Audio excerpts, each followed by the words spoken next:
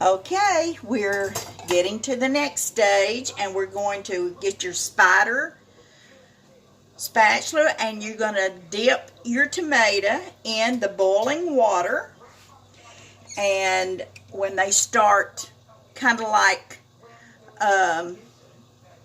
they're cracking, that's when you know to take them out of your boiling water and then put them into your ice bath. And that way it makes it very easy for you to peel the tomatoes and then core them.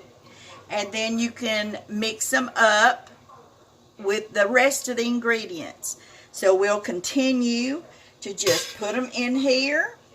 And it will take about 5 minutes per tomato. And I'm going to get those in. Hope you all are having a great day. I've been busy making peach freezer jam.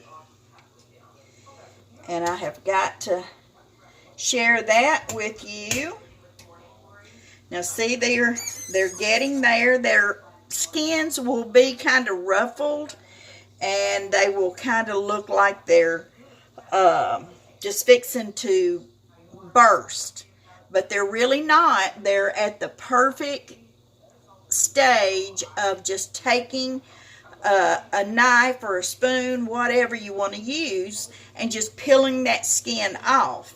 And then you can core it out, and then you can put it in another pot. But now remember, the main thing is you have to use stainless steel. You cannot use aluminum, anything like that. But I guess because of the acid in the tomatoes, I'm not very sure about that. But you just kind of move them around, and that way the process takes about 5 to 7 minutes. And see here, I'm going to raise this one up and show you. This is the very first one that I put in. And see how it is kind of like opened up. Can you see that? I hope you can. And that's what you want it to look like. And then they're so easy to peel.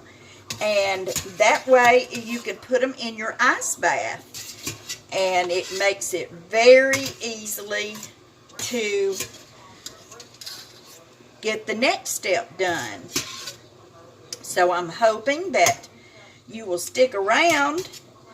And this is homemade salsa. I don't know if you've ever tried it or not, but it has a great recipe. I've used this for years, and it has everything you need to have. This has the packet, and all you need is vinegar, distilled vinegar, or if you want to use Bragg's, the apple cider vinegar. I don't. I use the vinegar and the white vinegar. And then you have 18 medium tomatoes, which these last two that I have will be like maybe 4 or 5 in one, because it is a big honker. And I got it at Brown's Produce in Ringo, Georgia. And they have some of the prettiest produce down there I have ever seen. If you ever live anywhere close to Ringo, you'll know exactly where it is. Okay, now this one right here is perfect. You see how the skin is coming back, peeling back on this one? I'm just going to set it down in that water bath. And here we have another one. And it'll just happen the least that you expect it. Here's another one. Can you see these? So I hope you can. And then you leave them in a water bath until you get all of these out, and then it'll be perfect to get all the skin off. And then you'll core them. I don't core them before I have this done, this process. That's just me. You do it however you want it. And then you just put it in this ice bath, and then you're ready for the next step.